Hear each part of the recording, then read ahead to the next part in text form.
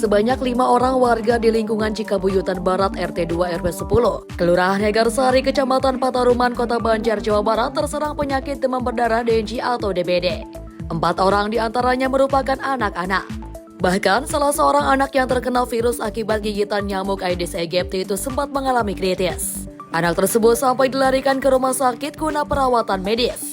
Ketua RT setempat Asep Kurnia mengatakan warga mulai terserang penyakit DBD sejak 1 bulan yang lalu.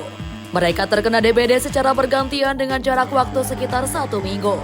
Warga yang terkena DBD tersebut anak-anak usia sekolah, PAUD 1 orang, SD 3 orang, dan 1 orang dewasa.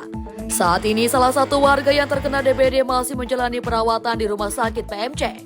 Selebihnya sudah pulih dan sudah bisa kembali beraktivitas. Betul sekali, betul. Nah DBD ada 5 anak, kebetulan udah ada 5 anak. Oh, 5 anak itu usia anak-anak semua bang? Yang ada usia PAUD 1, usia SD 3, usia SMA 1. Oh, itu semua dirawat di rumah sakit apa? Ada yang udah di rumah, Pak? Dirawat, malah sekarang masih ada 1 orang lagi masih dirawat di rumah sakit PMC. Oh, sisanya udah ada yang pulang? Udah pulang, yang 4 udah pada pulang. Oh, itu mulai kapan itu Pak pada terserang DBD? Sekitar sebulan ke belakang lah.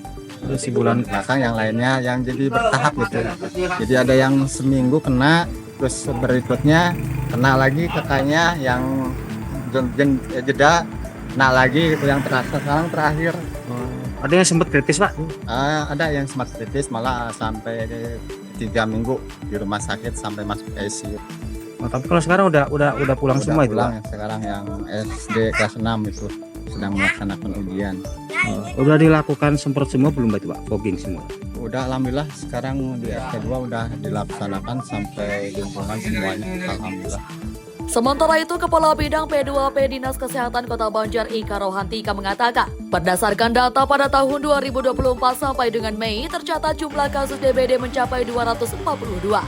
Menurutnya, dari data tersebut jumlah kasus DBD mengalami tren peningkatan dibandingkan jumlah kasus pada tahun 2023 lalu.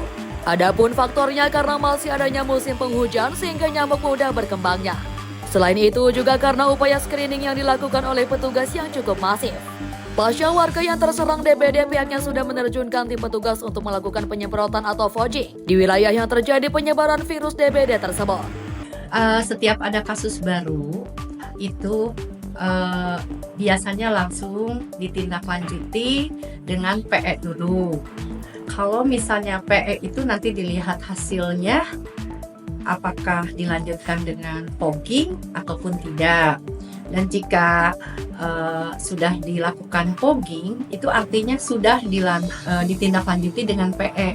Tapi tidak semua kasus DBD itu dilakukan fogging. Itu hanya salah satu upaya penanganan aja, yaitu fogging itu hanya membunuh nyamuk dewasa.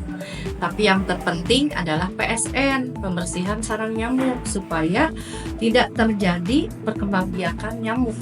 Untuk jumlah Bu, data dari tahun 2004 ini ada peningkatan Bu?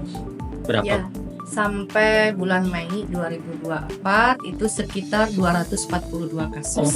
Ada peningkatan?